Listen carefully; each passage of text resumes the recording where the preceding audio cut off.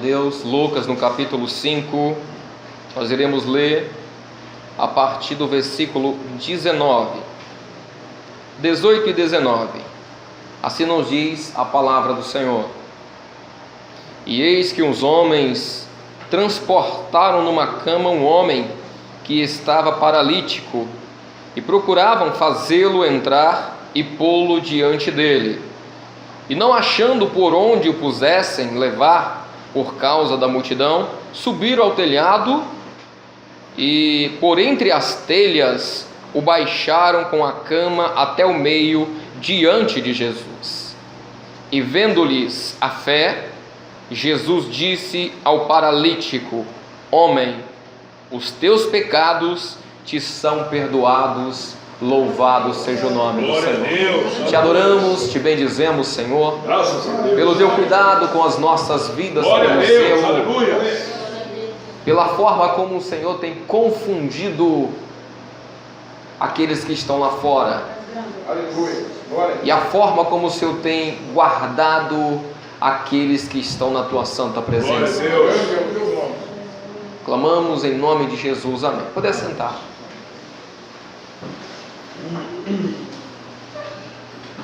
A palavra do Senhor, ela relata no início da história, no início da criação do homem, devido à desobediência, eles foram expulsos do Éden. E a Bíblia diz que nasceu ali Caim e Abel. E um certo dia eles foram ofertar ao Senhor. Caim trouxe, ele era lavrador da terra, e ele trouxe ali os frutos da terra, ele trouxe para oferecer ao Senhor. E Abel, ele foi pastor de ovelha, e Abel também trouxe uma oferta. Ele foi, segundo a Bíblia, ele pega um cordeiro, ele tira a gordura de um cordeiro, traz um cordeiro em sacrifício ao Senhor também. E o Senhor se agradou da oferta de Abel. E em seguida o seu irmão ali ficou muito irado contra ele. A Bíblia diz que ele ficou muito enciumado, ele ficou com inveja, porque o Senhor não se agradou da oferta dele, mas se agradou do seu irmão. E a Bíblia diz então que um certo dia ele convida o seu irmão para ir até um determinado lugar. Abel era um homem pastor de ovelha, e todo pastor ele é manso. A palavra pastor vem de paz. Era um homem de paz. E a Bíblia diz então que ele sai com o seu irmão sem nenhuma maldade no coração, mas no coração de Caim já estava assentado tirar a vida do seu irmão por inveja. E assim aconteceu. Abel foi levado e a vida do seu irmão foi tirada. Ele tirou a vida do próprio irmão. Mas na frente nós temos, assim que o rei Davi, ele foi proclamado a rei, a Bíblia diz que os homens que eram inimigos ali na época foram até Davi e começaram a fazer aliança com Davi, porque sabia que o Senhor era com Davi. E veio um grande general, e o general chegou ali então, ele fez uma aliança de paz com o rei Davi, porque ele sabia dos feitos, ele sabia do zelo de Davi com as coisas do Senhor. E era proibido na época de paz matar alguém. E a palavra fala que assim que aquele general terminou de fazer uma aliança de paz, havia ali um soldado de Davi, e ele chama aquele general, e segundo a Bíblia, ele abraça o general aqui, e ele deixa a espada escorrer em sua mão, e ele crava a espada na quinta costela daquele general que tinha acabado de fazer uma aliança de paz com o rei Davi. Aquele general, ele confiou no soldado de Davi, porque ele sabia que tinha acabado de fazer uma aliança de paz e não tinha como, era impossível alguém o matá-lo, porque ele tinha feito uma aliança de paz com o rei. Mas segundo a Bíblia, os filhos de Zeruia, inclusive Joabe era filho de Zeruia, eram homens de coração duro, eram homens de dura cerviz. Mas ele matou aquele homem. E o texto que nós lemos agora fala de 4 amigos, e esses 4 amigos tinham um amigo em comum que era paralítico. A aldeia que eles moravam, ali, Cafarnaum, o profeta Isaías profetizou que Jesus passaria por aquele lugar, e para cumprir a profecia, a palavra fala que Jesus vai até essa aldeia. A aldeia Cafarnaum aqui representa exatamente o mundo que está aí fora. O mundo que está aí fora. A aldeia ela era conhecida por usos, costumes, por ser um lugar pequeno, só tinha uma porta de entrada. Você tinha que sair pelo mesmo lugar que você entrou. E assim que Jesus chegou naquela aldeia, a notícia correu por aquela aldeia, e todos os povos daquele lugar foram até aonde Jesus estava. E quando ele chega, a multidão era tão grande, ele entra numa casa e a multidão ali o cercou a casa em volta, e esses 4 amigos também ouviram falar que Jesus estava naquele lugar. E eles tinham um amigo paralítico, eles tinham um amigo deficiente que precisava de uma bênção. E aquela oportunidade que eles estavam tendo era oportunidade única. Sabe por quê? Porque o ministério do Senhor Jesus seria somente de 3 anos. Passando esse período, seria praticamente impossível isso acontecer novamente. Porque o próprio Jesus, quando ele vai terminando o seu ministério, ele chama os discípulos, ele instrui, ele traz os sermões, ele vai preparando, alicerçando, porque a fé daqueles homens seria abalada com a morte. Seria abalada com a morte de Jesus. Então aqueles 4 amigos sabiam que se eles conseguissem levar o seu amigo até onde Jesus estava, um milagre ia acontecer. A história que nós estamos relatando agora é diferente da história de Caim e Abel. É diferente da história do soldado de Davi que matou um general na época de paz. A mensagem para nós esta noite é para onde os seus amigos estão te levando. Os seus amigos estão te enganando, te levar para a morte. Os seus amigos estão esperando uma oportunidade para poder te matar no momento oportuno. Ou as suas amizades têm sido como esses 4 homens aqui.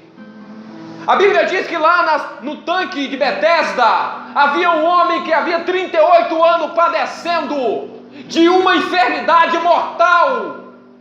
E quando o Senhor Jesus chega e pergunta para ele: o que queres que eu te faça? A resposta dele é: Senhor, até hoje ninguém nunca me colocou dentro dessas águas. Sabe por que ninguém nunca tinha colocado ele? Porque as amizades que ele tinha não eram amizades verdadeiras. Eram amizades que enganavam. Era amizade que levava dizendo que seria bom, mas o resultado já estava traçado. No coração de Caim já estava determinado tirar a vida de Abel por inveja. Meus queridos, não é diferente nos nossos dias de hoje. A palavra diz que nós estamos traçando um caminho para a eternidade. Então você tome cuidado com as suas amizades. Porque segundo a Bíblia, enganoso é o coração do homem. Abel ele foi com Caim. Caim era seu irmão de sangue. Muitas das vezes aqueles que se dizem ser seu irmão, aqueles que se dizem ser seu amigo, pode estar te levando para uma armadilha e você não sabe, te fazendo juras de amor, dizendo que você é a pessoa certa para estar ao lado dele, mas na primeira oportunidade que tiver, vai ceifar a sua vida. Sabe por quê, meus queridos? Porque vida só existe na presença daquele que pode todas as coisas. Então observe bem para onde os seus amigos estão te levando. Ah, mas os meus amigos são amigos de igreja. E com amigo de igreja nós temos uma aliança de paz. A palavra diz em Salmos: bem-aventurado o varão. Quando a expressão varão é homem e mulher. Bem-aventurado o varão que não anda segundo o conselho de ímpios e nem se assenta na roda dos escarnecedores. Meus queridos, eu não tenho compromisso nenhum com o ímpio. O compromisso que nós devemos ter com a igreja do Senhor. Agora observe bem que nas duas histórias o resultado foi a morte. Mas essa terceira história, ela chama a atenção de 4. O 4 fala exatamente dos 4 evangelhos. Não tem nome desses amigos aqui, não tem nome desses homens aqui, mas os 4 evangelhos, eles vão te levar para um lugar que, segundo a Bíblia, não há morte. Aquilo que os olhos, aquilo que o ouvido não ouviu, que os olhos não viu, que não subiu ao coração do homem, é para onde os 4 evangelhos vai te levar. Se você pega o livro de Mateus, ele mostra Jesus como leão, forte, que venceu a morte.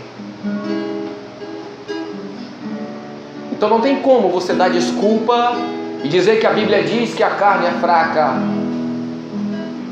porque está aqui uma prova clara de um evangelho que diz que não, que aquele que nos escolheu, ele é mais forte do que qualquer gigante. Ele venceu o maior inimigo da alma do homem, que é a morte. A morte. Jesus, ele vence na cruz do Calvário. A morte triunfou durante 3 dias, e o inimigo festejou aquela morte. Mas a palavra diz que ao terceiro dia, tragada foi a morte pela vitória. E se você faz parte, se você tem esse evangelho de Mateus como seu amigo, você pode ter certeza que aquele que te escolheu, ele vai te capacitar para vencer qualquer luta, qualquer provação. Em seguida nós temos aqui Marcos. O livro de Marcos apresenta Jesus como bezerro.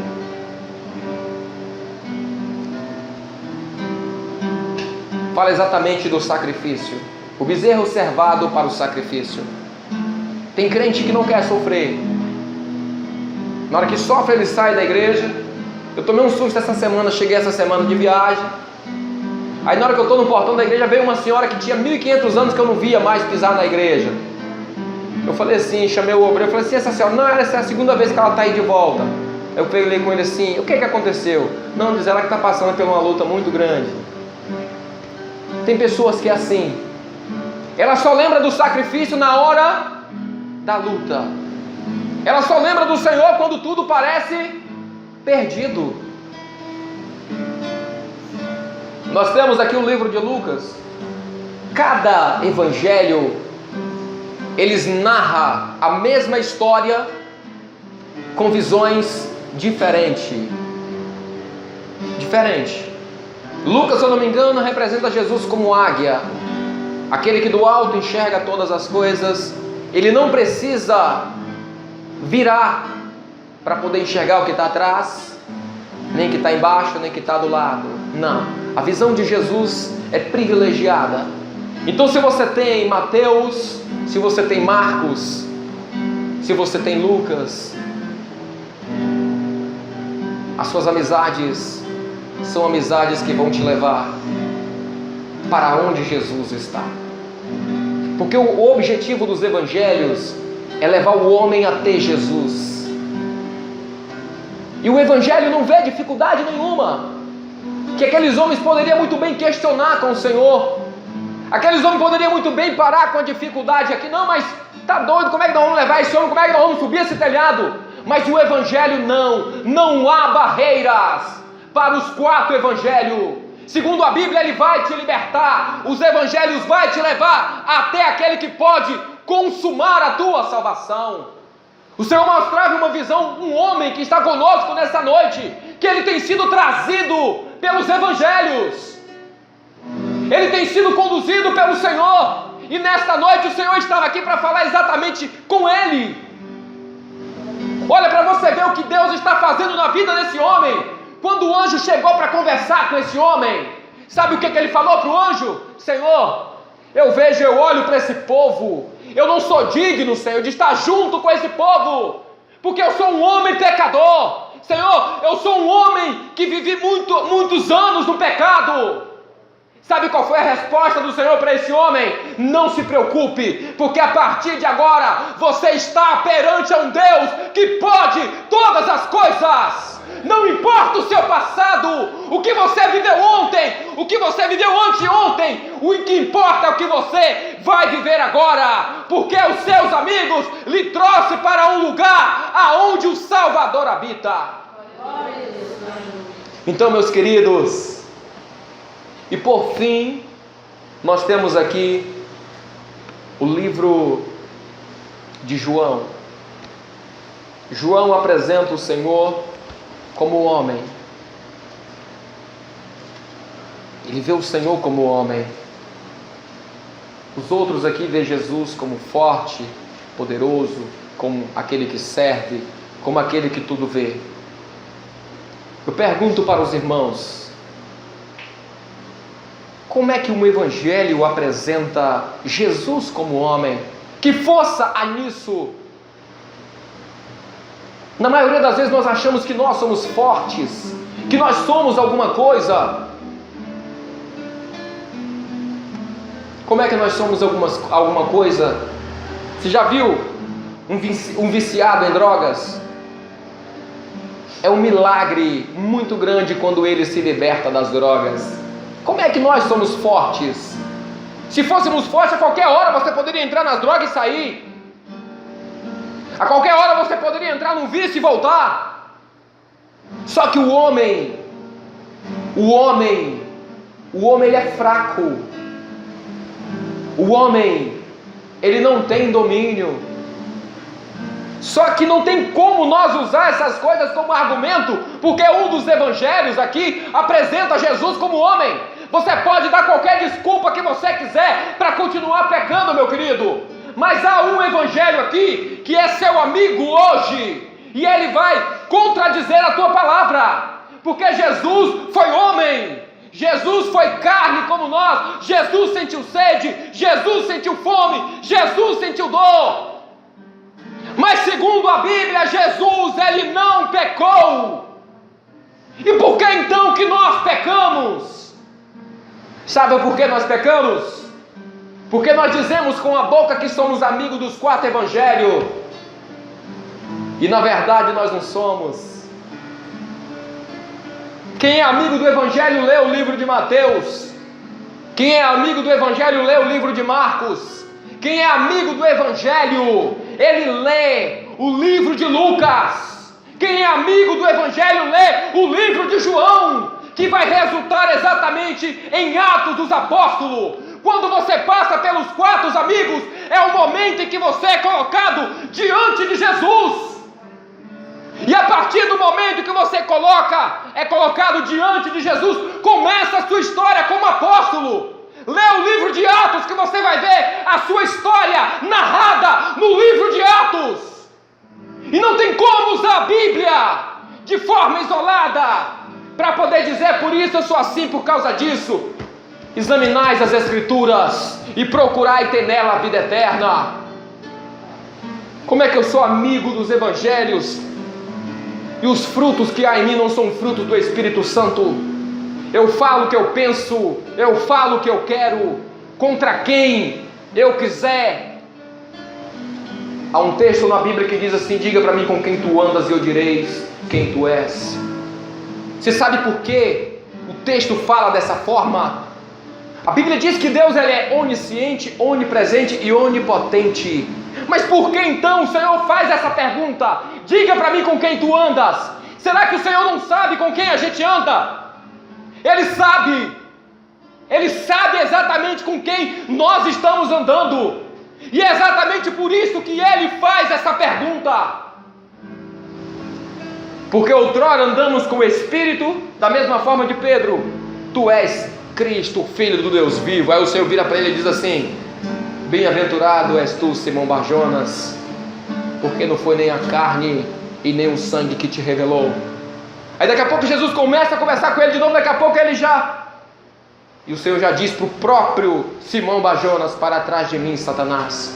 Então, meus queridos, o Senhor sabe exatamente com quem nós andamos. Mas vai chegar um momento que as nossas amizades vai fazer a grande diferença. Então a mensagem para nós nesta noite é essa: para onde as nossas amizades estão nos levando? Talvez os seus amigos estão te levando para fora do seu casamento. Talvez as suas amigas na escola estão te levando para longe do seu pai, da sua mãe e da sua igreja. Então observe bem que há amigos aqui que te leva para o lugar de vida e vida eterna. Louvado seja o nome do Senhor. A palavra de Deus diz que a salvação é um ato individual. É um ato individual. Não tem como eu salvar a minha esposa, não tem como eu salvar o Robson aqui, não. E essa pergunta o Senhor faz para mim. Eu disse: diga-me com quem você está andando, que eu vou dizer quem tu és. E perante Deus não tem justificativa. Você tem que dizer para Deus exatamente com quem você está andando. Amém? Vamos cantar um louvor?